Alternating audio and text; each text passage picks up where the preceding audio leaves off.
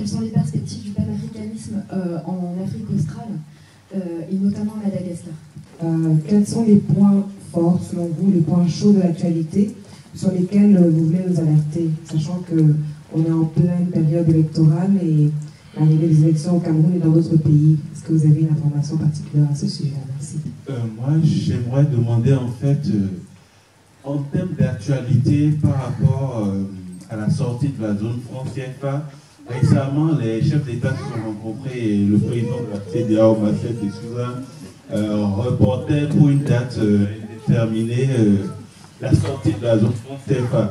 Je voudrais savoir si vous aviez des renseignements par rapport à la nouvelle monnaie dans laquelle on va se projeter si éventuellement sortie il y avait, et pourquoi est-ce que ce report a eu lieu, quoi? Parce que d'après ma compréhension, Ouattara expliquait que les États de la zone CEDEAO ne respectaient pas un certain nombre de conditions liées au déficit. Il y a un certain nombre de critères que les États ne respectaient pas et qui ont fait qu'ils ont reporté en fait la sortie du CFA. Parce que je reste convaincu que même si on sortait du CFA, la France ne lâchera pas l'affaire.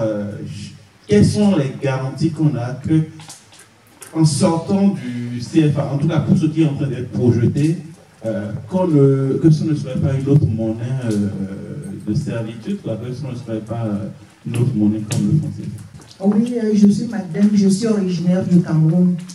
Alors, s'agissant de tout ce qui se passe au Cameroun, comme vous le savez, c'est un pays bilingue avec deux langues officielles. Et que, bon, entre anglophones et francophones, voilà, depuis l'année dernière. Est-ce que vous avez déjà un projet ou une idée par rapport à cela? Merci. Je me présente Dansa Dambassi. J'avais une question à poser par rapport à l'indépendance, parce que j'ai l'impression qu'on aspire ici à l'indépendance. Cette indépendance, on la veut globale ou un genre d'indépendance à degré? Et pour cela, le CFA, c'est peut-être, comment dirais-je, le sujet pour le moment où on se focalise, et ça motive pas mal des panafricains. On sait que le CFA est produit à la Banque de France, consommé dans les pays africains. La langue française aussi, produit à l'Académie française et consommée chez les Africains. Ça me permet de penser, de communiquer. Il y a des pays en Afrique, le problème du CFA n'est pas vraiment une urgence, comme le Congo-Kinshasa. La langue peut être aussi un vecteur ou un instrument de contrôle ou de soumission. Qu'est-ce que vous en pensez? Oui, merci pour les questions qui ont été posées. Je vais essayer de répondre. Donc, sur les perspectives du panafricanisme en Afrique australe et notamment à Madagascar. Bon, en Afrique australe, les choses vont aussi bouger. Le Zimbabwe, il y a une situation qui se profile. L'Afrique du Sud, Zuma va partir parce que c'est comme ça aussi. Il y a, je pense, une succession qui se prépare. De Mozambique, ça s'est relativement bien passé. C'est un pays qui avance tranquillement, même s'il y a encore des passifs de la guerre civile qui demeurent. Le Botswana, un modèle très capitaliste néolibéral qui est un peu trop montré en exemple, alors que derrière, il y a des choses qui ne sont pas forcément reluisantes, mais c'est un pays quand même intéressant à observer. Sur le cas de Madagascar, je dirais que c'est une situation assez complexe, tout simplement parce que en termes d'autonomie politique et de connexion, je dirais, avec les problématiques panafricaines, déjà on est sur un territoire qui est insularisé, qui est cerné par l'armée française, qui est stratégique, donc tout le canal de Mozambique, toute cette région-là est extrêmement stratégique. Et néanmoins, bon, je devais y aller là en décembre, c'est annulé, mais néanmoins, il y a sur place des forces locales qui ne sont pas forcément des forces endogènes, c'est-à-dire que ce n'est pas forcément des malgaches, c'est parfois des continentaux qui sont, même souvent des continentaux qui sont à Madagascar, qui s'organisent, c'est-à-dire qui amènent sur l'île aussi des dynamiques radicales, révolutionnaires. Et je pense que c'est dans le contexte des circulations que des choses peuvent bouger à ce niveau-là.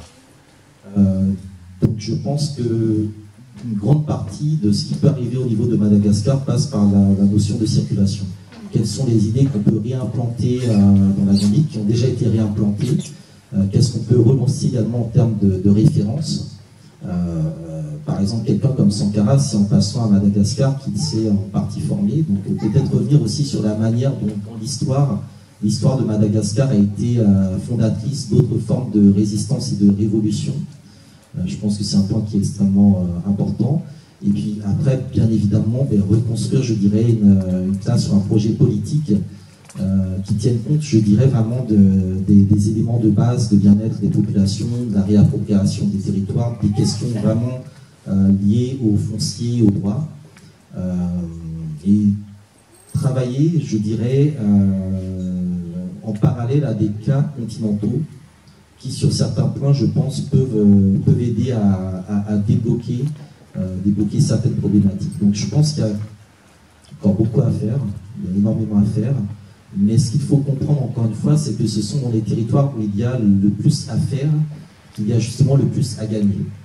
Et c'est tout l'intérêt de ces espaces insulaires, de Madagascar et d'autres îles, en sachant que bien évidemment c'est toute la question de l'océan Indien qui se pose. Donc on ne s'arrête pas que à Madagascar, on sait que si quelque chose bouge à Madagascar, c'est un tsunami sur la Réunion que nous voulons bien évidemment décoloniser, sur Mayotte qui est une violation du droit international par la France, sur tout cet océan Indien qui est l'océan du XXIe siècle et qui doit redevenir un océan africain.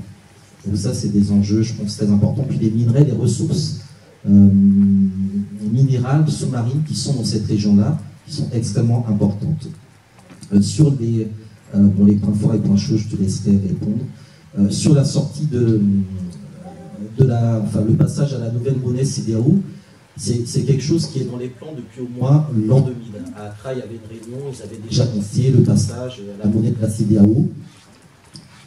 Et alors, bon, je parle peut-être sous le contrôle du professeur Agbo, mais je ne crois avoir lu nulle part que le passage à la nouvelle monnaie passait par la fin du franc CFA.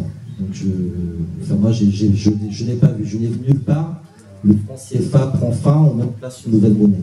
Je dis juste qu'il y a le passage à une nouvelle monnaie. Donc là aussi, je pense qu'il faudrait peut-être regarder de manière un peu plus précise les textes. Et bien évidemment, quand Ouattara dit qu'il n'y a pas de convergence, c'est tout simplement que le Nigeria ne peut pas converger sur l'économie française ou européenne. Ils ne sont pas dans les mêmes critères, dans les mêmes canaux de dépendance que les pays UOA. Et je crains que la volonté des pays, en tout cas Boari a bien compris que la volonté des autres pays, c'est de faire entrer le Nigeria dans un système dépendant. Et je ne pense pas que le Nigeria puisse renoncer à sa souveraineté monétaire. Après, il y a aussi des enjeux de pouvoir entre les différents chefs d'État. Ouattara, c'est un vieux de la vieille, c'est un tueur, littéralement. C'est un tueur, donc je pense que c'est pas quelqu'un avec lequel il faut rigoler parce qu'il ne vous rate pas, s'il a une occasion de vous éliminer, il vous élimine. Et Boari n'est pas bête. Entre le Nigeria et la Côte d'Ivoire, il y a une histoire qui est très longue, qui est très particulière. Et ce sont deux États qui n'oublient pas le passé. Et on sait que le projet de déstabiliser, de faire tomber le Nigeria, etc., c'est quelque chose de très... qui hante, qui fait fantasmer les états-majors français. Comment pénétrer ce marché, comment le contrôler. On a tenté Boko Haram, on a tenté beaucoup de choses. Et on sait que c'est une guerre économique et monétaire contre le Nigeria, qui passe par des questions sécuritaires. Et c'est le problème de la CEDEAO, qui est une organisation économique, et qui se positionne sur des questions qui n'ont rien à voir en fait avec ce pourquoi elle est faite. Des questions politiques ou des questions militaires. Donc je pense qu'il y a là des points à creuser.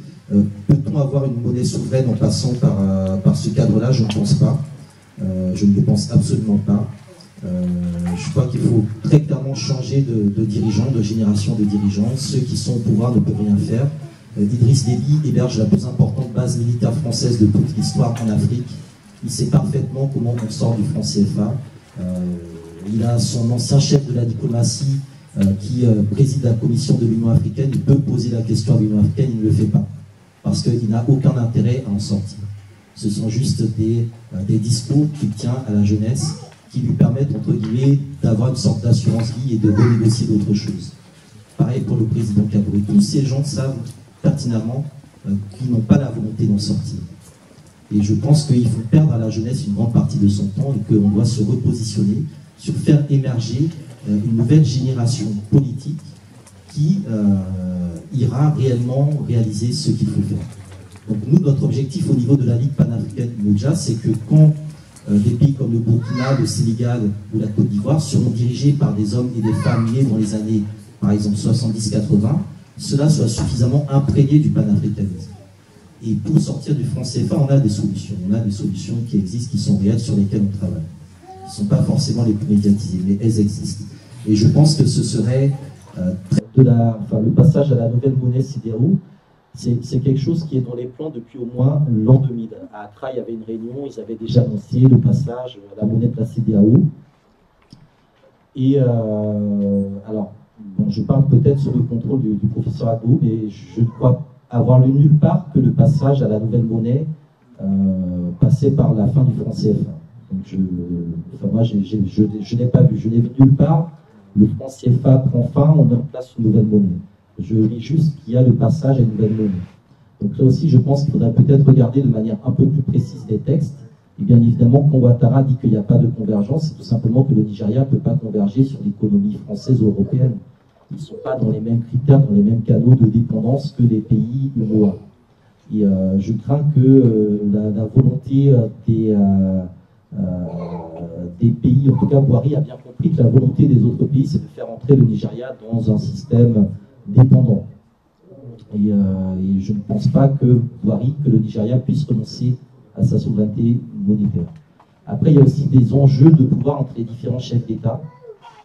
Ouattara, c'est un vieux de la vieille, c'est un tueur, littéralement. Hein, c'est un tueur, donc, je pense que c'est pas quelqu'un avec lequel il faut rigoler, parce qu'il ne brade pas. S'il a une occasion de vous éliminer, il vous élimine. Et Bouhari n'est pas bête. Alors, entre le Nigeria et la Côte d'Ivoire, il y a une histoire qui est très longue, qui est très particulière. Et ce sont deux États qui n'oublient pas le passé. Et on sait que le projet de déstabiliser, de faire tomber le Nigeria, etc., c'est quelque chose de très... qui hante, qui fait fantasmer les états-majors français, comment pénétrer ce marché, comment le contrôler. On a tenté Boko Haram, on a tenté beaucoup de choses. Et on sait que c'est une guerre économique et monétaire contre le Nigeria, qui passe par des questions sécuritaires. Et c'est le problème de la CEDEAO, qui est une organisation économique, mais qui se positionne sur des questions qui n'ont rien à voir en fait avec ce pourquoi elle est faite. Des questions politiques ou des questions militaires. Donc je pense qu'il y a là des points à creuser. Peut-on avoir une monnaie souveraine en passant par ce cadre-là? Je ne pense pas. Je ne le pense absolument pas. Je crois qu'il faut très clairement changer de dirigeants, de génération de dirigeants. Ceux qui sont au pouvoir ne peuvent rien faire. Idriss Déby héberge la plus importante base militaire française de toute l'histoire en Afrique. Il sait parfaitement comment on sort du franc CFA. Il a son ancien chef de la diplomatie qui préside la commission de l'Union africaine. Il peut poser la question à l'Union africaine, il ne le fait pas. Parce qu'il n'a aucun intérêt à en sortir. Ce sont juste des discours qu'il tient à la jeunesse qui lui permettent, entre guillemets, d'avoir une sorte d'assurance vie et de renégocier d'autres choses. Pareil pour le président Kaboré. Tous ces gens savent pertinemment qu'ils n'ont pas la volonté d'en sortir. Et je pense qu'ils font perdre à la jeunesse une grande partie de son temps et qu'on doit se repositionner sur faire émerger une nouvelle génération politique qui ira réellement réaliser ce qu'il faut faire. Donc nous, notre objectif au niveau de la Ligue panafricaine du Moudja, c'est que quand des pays comme le Burkina, le Sénégal ou la Côte d'Ivoire seront dirigés par des hommes et des femmes nés dans les années, par exemple, 70-80, cela soit suffisamment imprégné du panafricanisme. Et pour sortir du franc CFA, on a des solutions. On a des solutions qui existent, qui sont réelles, sur lesquelles on travaille. Qui ne sont pas forcément les plus médiatisées, mais elles existent. Et je pense que ce serait très triste que ce soit la France, que ce soit Macron qui dise voilà, je vous libère du franc CFA. Parce que bien évidemment, s'ils nous libèrent, c'est parce qu'il y a déjà un autre système qui leur permet de gagner plus de choses. Il y a une nouvelle monnaie qui permet aux Africains de s'endetter beaucoup plus facilement, d'avoir accès au crédit, de consommer des produits français, de relancer l'économie des multinationales, sachant que ce qui les intéresse, c'est que nous soyons consommateurs de leurs produits. Peu importe la monnaie, c'est que nous consommions leurs produits. parce qu'il y a le jeu des multinationales qui est derrière. Et les multinationales font pression sur l'État. Aujourd'hui, dans les couloirs de l'Élysée, il y a deux axes. Il y a ceux qui sont précarés, qui veulent garder le franc CFA comme symbole de la grandeur de la France, qui estiment qu'on ne peut pas transiger sur les points cardinaux de la souveraineté impériale, même si ce n'est pas dans l'intérêt de l'économie française. Et il y a ceux de nouvelle génération, style Institut Montaigne, qui pensent qu'il faut faire sauter tous les mécanismes archaïques des années 60 pour permettre à l'Afrique de devenir vraiment ce marché porteur de croissance pour les multinationales françaises et autres. Donc c'est à cela, je pense, que nous devons répondre. C'est vraiment un enjeu. Si nous avions des multinationales africaines, on pourrait jouer multinationale contre multinationale. Mais nous n'en avons pas. Donc c'est à nous de nous organiser, c'est à nous de construire notre propre marché, c'est à nous de produire, aussi de voir quel est notre modèle de société que nous voulons. La Tanzanie s'est développée, la Tanzanie n'a pas d'argent. Julius Nyerere a dit, développons-nous avec ce que nous avons, c'est-à-dire des bras, des mains, du travail. On n'a pas besoin d'argent pour se développer. Mais ça nécessite, je pense, une révolution mentale. Et je pense que ce qu'il manque dans le débat sur le CFA, c'est vraiment sortir du tout économique. Il faut que les psychologues travaillent cette question, que les sociologues s'en emparent, que les géographes, que les urbanistes. Parce que cette question de la monnaie, c'est un univers mental qui est beaucoup plus large que le simple univers économique. C'est très important. Une révolution mentale totale. Sur la question du type d'indépendance globale ou à degré, je pense qu'il n'y a pas de petite ou de grande indépendance. Il y a une indépendance ou il n'y en a pas. C'est tout simplement ça. Maintenant, reste à voir qu'est-ce que nous voulons mettre dans cette indépendance. Et je pense que la première forme d'indépendance, c'est la capacité à choisir nos amis et nos ennemis. Et l'Afrique n'a jamais été libre de choisir ses ennemis. Nous avons pour ennemis les ennemis qui nous ont été désignés par l'Occident. Par exemple, je suis désolé, mais l'Iran n'a jamais été notre ennemi. La Chine n'a jamais été notre ennemi. Mais parce que la Chine et l'Iran sont en guerre contre les Américains et les Européens, eh bien, on a été inclus de manière naïve et innocente dans le clan occidental. Et c'est sur notre territoire qu'ils se font la guerre. La guerre militaire, la guerre économique, la guerre de prédation. Et le désastre, c'est qu'on a eu un président noir aux États-Unis. Et que du coup, on a assimilé la minorité noire américaine qui se battait justement contre ce capitalisme-là à une minorité qui soutient le projet impérialiste américain. Ce qui fait que maintenant, le fait d'être noir, y compris dans les pays arabes, vous assimile au grand Satan américain. Et c'est pour ça que dans les pays arabes, il y a de plus en plus de négrophobie. Parce que nous sommes aussi assimilés en tant que noirs à cet impérialisme. Dans l'ex-URSS, c'est pareil. Parce que ces formes de solidarité qui existaient entre les peuples du tiers-monde, du temps de la guerre froide, s'est effondrée avec le passage au néolibéralisme dans les années 90-2000. Et ce sont des solidarités que nous devons reconstruire. Parce qu'il est possible de faire basculer l'ordre géopolitique du monde en se tournant par exemple vers les BRICS. Mais il ne faut pas se soumettre aux BRICS. Il faut avoir un projet. Et la Ligue panafricaine mondiale travaille dans ce sens-là. Et je pense que ce projet est beaucoup plus porteur que d'espérer que la France vienne nous sauver, nous délivrer, nous abandonner. Il y a aussi une autre possibilité, quand on dit que nous devons dire non, rien n'empêche nos soi-disant ministres des Finances de boycotter les conseils d'administration de la BCE, de les boycotter tant qu'il y aura des Français, de les rendre caduques. La politique de la chaise vide, c'est-à-dire que nous avons des États qui n'ont plus aucune diplomatie parce que justement ils n'ont pas cette indépendance-là. Donc c'est cette indépendance politique fondamentale, choisir nos amis et nos ennemis, qui nous permet de définir avec qui nous voulons faire des affaires. Et c'est très important. Sur le projet concernant le Cameroun, bon, je vais aussi laisser le président répondre et peut-être réagir aussi sur d'autres aspects. Donc, sur ces éléments, sur ces questions qui ont été posées, il y avait des questions sur des points chauds à alerter. Il y a un point chaud dont on ne parle pas, c'est le Congo-Brazzaville. Nous y étions au mois d'août avec le secrétaire général. À ce moment-là, il y a eu le débat sur le FMI. Nous avons fait une conférence le 14 août parce que pendant que nous y étions à Brazzaville, le gouvernement avait annoncé qu'ils allaient organiser le 15 août les réjouissances nationales. Les réjouissances nationales pour fêter l'indépendance. Ça nous a particulièrement embêtés. Nous avons dit nous allons faire une manifestation, une conférence sur le bilan de la décolonisation. Et donc c'était en contre-réaction à cette insulte dans un pays où il y a des retards de salaire, où on parle de réjouissance nationale. Et donc avec Hamzat, nous avons organisé, avec la société civile localement, avec une partie de l'opposition, c'est difficile, hein, parce que sur place c'est compliqué.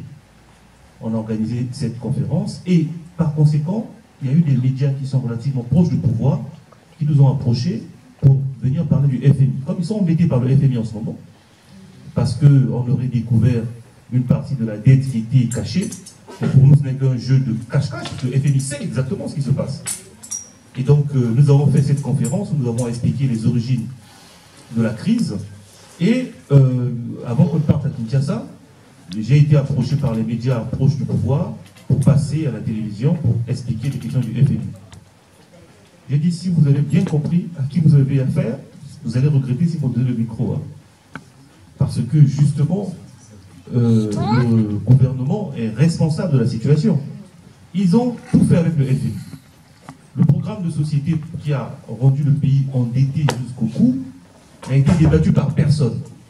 Maintenant qu'ils sont embêtés, ils demandent au panafricanisme de venir combattre le FMI à la télévision. Non. Non. C'était quoi le programme de société qui a conduit le pays à s'endetter de cette manière-là? Ça a été débattu quand, où et avec qui? Ils ont lourdement endetté le Congo-Brazzaville en ce moment, qui est pratiquement en état de cessation de paiement. C'est le cas de le dire. On court aujourd'hui pratiquement à une année blanche à l'université. L'hôpital, le CHU de Brazzaville est fermé au moment où nous parlons. Il y a une guerre civile dans le sud, où le gouvernement combat, en fait, est en train de s'en prendre aux populations qui sont en fait confondues avec un rebelle, le pasteur Okomi, qui par ailleurs était par le passé avec le pouvoir. Donc, ça c'est un point chaud, parce que ce pays est stratégique. Aussi petit soit-il par sa taille, il est extrêmement stratégique. Et on ne sait pas ce qui va se passer dans ce pays, parce que la plupart des guerres depuis les 20 dernières années qui ont eu lieu sur le continent, au Congo-Brazzaville, ça a toujours été puissance 1000, entre les Cobras, les Ninjas, les Cocos, vous connaissez tous ces noms-là. Et donc c'est un point chaud. C'est un point chaud. Nous avons une section là-bas. Il faut travailler là-dessus. Ensuite, il n'y a pas très longtemps, on avait parlé de la guerre du Biafra. Hamzat a parlé tout à l'heure des tensions entre les régimes france-africains et ivoiriens et l'élite au pouvoir au Nigeria. On oublie que la Côte d'Ivoire a joué un rôle. Les documents qui ont été entre-temps rendus publics par les services de renseignement, Houphouët-Boigny et le Gabon ont joué un rôle très important pour soutenir les Biafrais. Et l'élite nigériane ne l'a jamais oublié. C'est un point d'histoire contemporaine, immédiate. Histoire immédiate, j'entends bien. Très, très, très... il faut la voir. Et donc, dans le cadre, si le Nigeria n'a pas une position telle que, et ce qui serait normal, vu sa position économique, sa puissance économique, d'avoir une position décisionnelle dans le cadre de la réorganisation de la sous-région, le Nigeria ne peut pas accepter que la Côte d'Ivoire, qui pour les Nigériens, c'est pas un pays, c'est pas une économie correcte. C'est une économie qui est la sous-périphérie de l'économie française. Et le mal que la Côte d'Ivoire a causé dans la sous-région par l'asphyxie des économies autour, le Nigeria ne peut pas accepter dans un projet d'être dominé par les... Autrement, il est dominé par la France. C'est-à-dire, ou soit la Côte d'Ivoire est complètement décolonisée, à ce moment-là, les choses changent. Mais dans l'état actuel des dirigeants de la Côte d'Ivoire qui continuent la politique du Houphouët-Boigny par régime successif, le Nigeria ne peut pas accepter ça. Et c'est fondamental hein, comme point d'information. Alors, sur le Cameroun, nous avons pris contact avec notre association, le mouvement l'UPC du Cameroun, puisque la Ligue panafricaine est associée à l'UPC du Cameroun dans le cadre du réseau des mouvements de libération. En ce moment, il y a un congrès au Cameroun de l'UPC.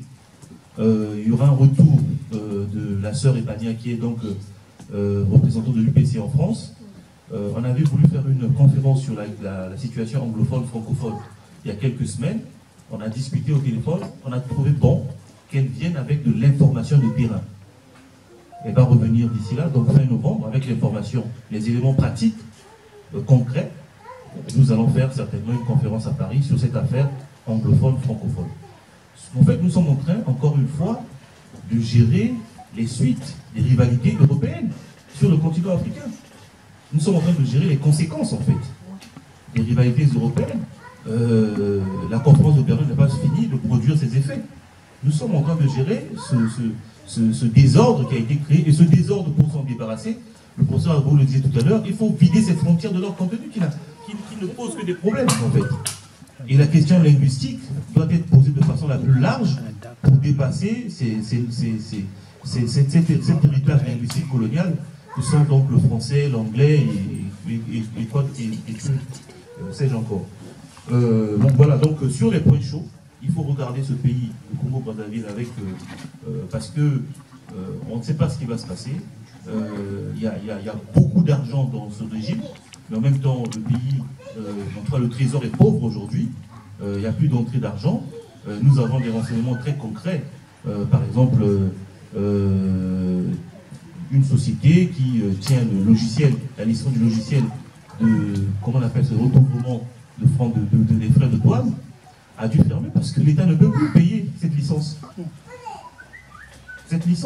Donc il y a vraiment des problèmes dans cette région. Et cette région-là, quand elle est déstabilisée, cette partie de l'Afrique ne sont pas complètement déstabilisées, automatiquement ça crée des rébellions un peu partout parce que les armes vont commencer à passer, circuler, ça va être des couloirs qui ouvrent des possibilités de déstabilisation, soit du Cameroun, soit de la Centrafrique, pourquoi pas de la RDC, et ainsi de suite. Donc voilà, ça c'est un point chaud qu'il faut regarder avec beaucoup d'insistance, parce que dans quelques mois, bon, évidemment, le FMI a tout intérêt à maintenir le régime. Donc tout ce qu'on fait là, la raison va peut-être l'emporter, la raison de leur point de vue. Ils vont renflouer le régime pour le maintenir encore en perfusion, en attendant que le cours du baril remonte, en fait. Tout le problème vient de là. Tout le problème vient de là. C'est le cours du baril qui a baissé depuis un moment, qui est en train de causer toutes ces histoires-là. Donc, dans cette région, il faut regarder de très près. Voilà, je ne sais pas si on peut prendre 2 dernières questions, et puis on va arrêter la conférence de presse.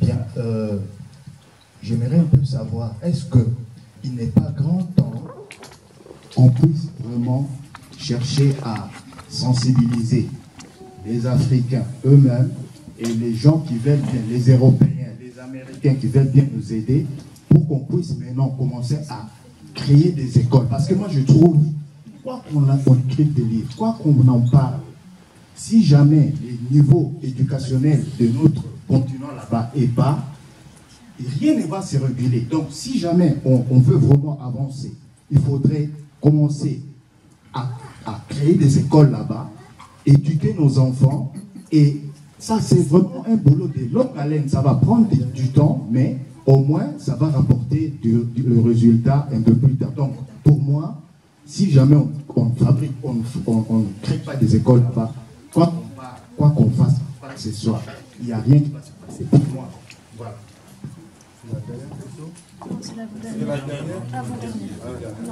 Oui, j'en profite pour reconfirmer ma question parce que je n'ai pas eu de réponse. On parle d'indépendance. Hein? Selon vous, l'indépendance, l'Afrique doit passer par le franc CFA, c'est le problème il est monétaire. Je parlais aussi du problème culturel. Aujourd'hui, moi je participe à des réunions où les Africains qui soupçonnent la question religieuse, spirituelle. Parce que dans ce processus de soumission ou de colonisation, certes la monnaie était un gros pilier, mais je pense qu'on parle plus trop de la monnaie. Hein, c'est comme s'il n'y avait plus de la monnaie. Et sur le plan économique, quels seront selon vous le modèle que l'Afrique doit emprunter si un jour elle doit se définir économiquement? Parce que le président français parlait de problèmes civilisationnels qui donne l'idée à un problème de référence ou des modèles. Sur le plan économique, par exemple, ce serait plus socialiste, capitaliste ou les deux? Bon, merci.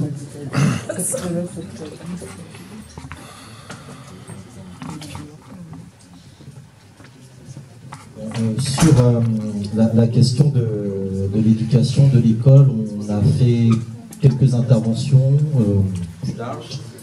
On s'appuie beaucoup sur les travaux de Joseph Kizerbo. On travaille avec une autre association qui s'appelle Hidaya, une autre éducation panafricanisme, qui est présidée par la sœur Victoria, qui est membre de la Ligue panafricaine, Moja. Il y a beaucoup d'initiatives qui sont faites sur le continent africain. Le tout n'est pas de créer des écoles, c'est vraiment de changer le contenu pédagogique. Et surtout la manière d'apprendre aux enfants. Donc bien évidemment en posant la question de l'apprentissage dans les langues maternelles. Mais c'est pas, si vous voulez, c'est pas des débats nouveaux. C'est pas des débats nouveaux. Ce qu'il faut comprendre, c'est qu'au niveau de la Ligue panafricaine, nous considérons que l'éducation, c'est un enjeu de souveraineté nationale.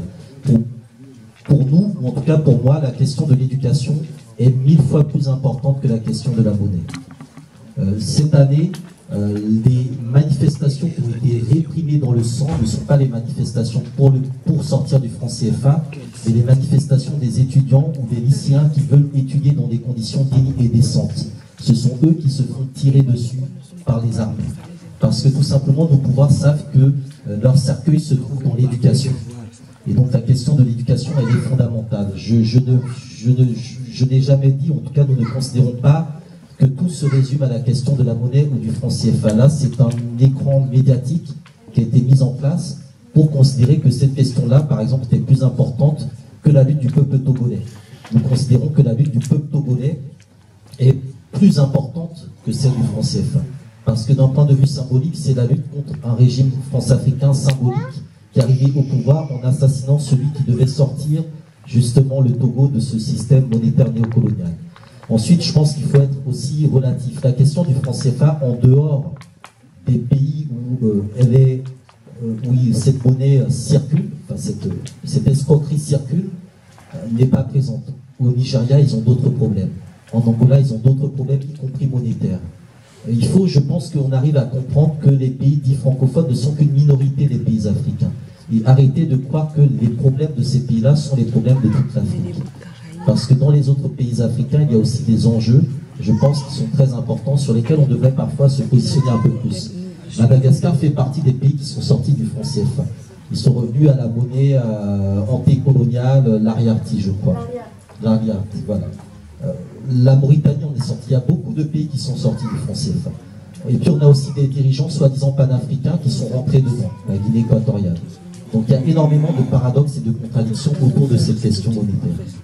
Parce qu'il y a des enjeux, il y a des intérêts qui ne se limitent pas que à la question économique et monétaire. C'est une question géopolitique. Et la géopolitique au niveau de l'Afrique centrale, elle est fondamentale. Donc quand on parle du Congo-Brazzaville, on parle du Cameroun, du Congo-Kinshasa, et l'indépendance qui doit advenir dans ces endroits-là va au-delà de la question de savoir quelle est la monnaie qu'on va utiliser. C'est quelle est la politique que l'on va mettre en place. Et je pense que c'est très important. Quel est le projet politique qu'on oppose pour sortir de cette dépendance? Et je pense que c'est vraiment important de le dire. Il y a effectivement d'autres enjeux. Certains disent que c'est par la religion, par les questions de spiritualité qu'on doit se libérer. Pourquoi pas? En fait, chacun est libre de choisir le domaine dans lequel il veut se libérer. Ce qu'il faut comprendre aussi, c'est que la question du franc CFA, c'est l'une des rares questions qui fait consensus à 100% dans les milieux panafricains. Vous ne verrez jamais un militant panafricain dire qu'il est pour le franc CFA. Donc, d'une certaine manière, pour nous, tout ce qui se dit aujourd'hui comme étant radical, ce sont des évidences. Ça fait très longtemps que nous disons que nous devons avoir notre souveraineté monétaire. Ça fait très longtemps que nous disons, partout où le micro nous est tendu, qu'il faut expulser les bases militaires étrangères sur le continent africain. Mais la réalité est que ces bases militaires sont de plus en plus présentes, qu'il y a une recolonisation, et que l'effet médiatique fait croire que nous sommes en train de remporter une victoire, mais la réalité du terrain est un peu différente. Donc nous arrivons en fait au niveau d'un rapport de force. Et ce rapport de force, il faut qu'il soit politique. Il n'y a pas d'indépendance sans indépendance politique. C'est la question politique qui se pose. Et la différence de la Ligue panafricaine Umoja avec d'autres organisations avec lesquelles nous sommes prêts à travailler ou nous travaillons, c'est que vraiment ces enjeux-là, nous voulons les porter au niveau politique. Nous avons un programme politique, nous le développons dans les différents territoires, et l'indépendance que nous voulons construire passe par la réhabilitation bien évidemment des traditions africaines, mais débarrassé de tout ce qui peut être, je dirais, réactionnaire ou conservateur. Et ça aussi, ça renvoie à quelqu'un comme Thomas Sankara. On idolâtre, on iconise Thomas Sankara, mais Thomas Sankara était aussi très dur avec un certain nombre de traditions que aujourd'hui nous soutenons, enfin qu'une partie de l'opinion publique africaine soutient. Et je pense que c'est important quand on regarde nos leaders de vraiment faire le bilan entre ceux qu'ils ont critiqués et qui font qu'on les admire, et le fait qu'aujourd'hui, ceux qu'ils ont critiqués, nous sommes incapables de le critiquer et nous le renforçons de manière, je dirais, mécanique. Donc ce sont vraiment des enjeux politiques, des enjeux de formation, d'éducation politique et idéologique. Et bien évidemment, quand je parle de cela, je parle bien évidemment de la question de la condition de la femme en Afrique, qui est fondamentale. Et qui, à mon sens, nécessite que ces questions d'éducation, de santé, de monnaie passent justement par une revalorisation du rôle de la femme. Parce que c'est la femme qui tient l'économie africaine. C'est par la femme que l'Afrique a perdu le contrôle de son économie. C'est les femmes qui étaient taxées plus lourdement que les hommes par le système colonial français parce que ce sont elles qui détenaient l'économie. Par conséquent, la question de l'émancipation des femmes, c'est précisément l'axe sur lequel la recolonisation travaille. Ça va être Macron qui va expliquer aux femmes combien d'enfants elles doivent avoir, comment elles doivent les élever, etc. Donc c'est à nous aussi de déterminer qu'est-ce que nous opposons ou proposons en face. Qu'est-ce que les premières concernées ont à produire comme alternative. Et comment ces alternatives-là peuvent être inscrites dans un projet panafricaniste. C'est tout ce travail-là que l'on doit faire. Quand il y a des interventions impérialistes, les premières à en pâtir sont bien évidemment les femmes, puisqu'on se retrouve dans des régimes de prédation où c'est par la force physique que l'on survit. Et les femmes sont les moins fortes physiquement pour survivre dans un contexte de pillage économique. Et très souvent, ces interventions sont motivées par la volonté de soi-disant sauver les femmes africaines. Exact. Donc la question, entre guillemets, de la veuve et de l'orphelin, du mythe humanitaire, de la recolonisation de l'Afrique, c'est fondamental. Et ça passe réellement par une réflexion politique. Et c'est ce que nous proposons. Je pense qu'il faut vraiment s'écarter de tout le show médiatique que l'on peut voir et vraiment revenir sur la base du travail politique. Alors, je voulais surtout dire, pour finir, c'est que nous avons parlé du livre du professeur Abou que vous avez acheté.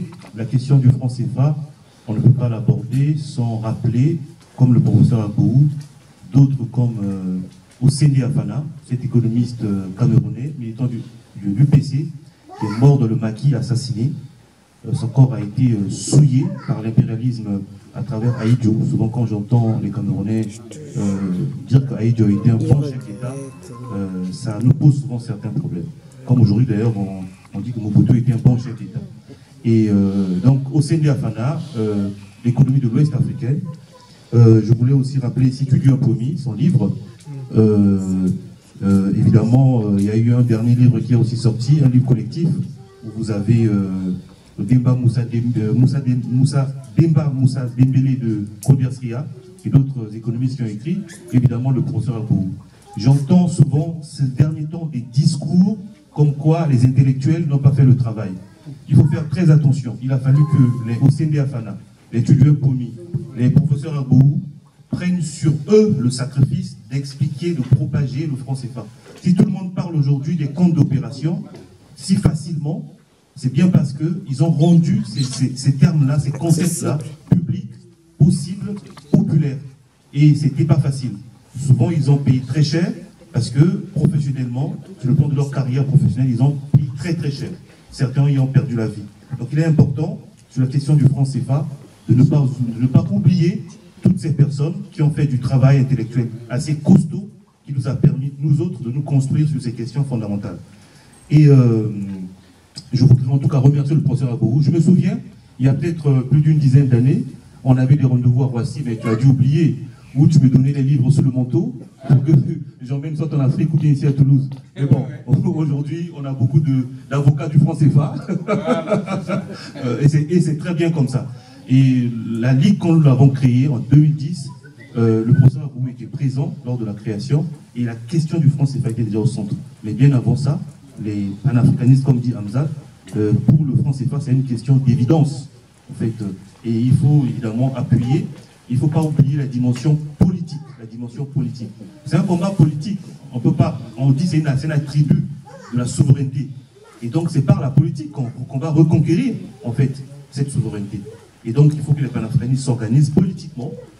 Les questions de spiritualité dont j'ai eu écho tout à l'heure sont des questions politiques. La spiritualité est politique. Peut-être qu'on oublie très souvent.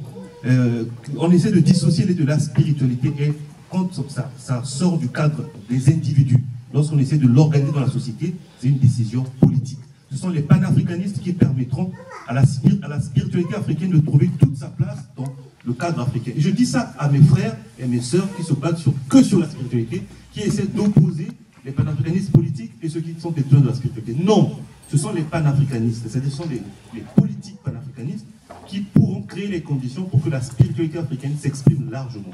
Dans le programme politique de la Ligue, nous avons indiqué par exemple que nous allons créer les conditions pour qu'un clergé africain soit complètement installé, organisé par le ministère de l'Intérieur sur tout le territoire africain, au même titre que toutes les autres religions qui sont dans le protocole d'État, en quelque sorte. Et créer dans le cadre des universités des chaires qui expliquent, qui forment les gens pour qu'il n'y ait pas non plus beaucoup de confusion sur la spiritualité africaine, qu'on sort un peu de cette question du gourouisme qui mine le cadre des militants. La spiritualité africaine a été portée par des prêtres africains qui ont été des grands scientifiques. Et la spiritualité africaine est scientifique. C'est fondamental. Il faut une campagne contre les pasteurs. C'est très important. La pensée des Africains. Bien entendu. Donc, je vous remercie.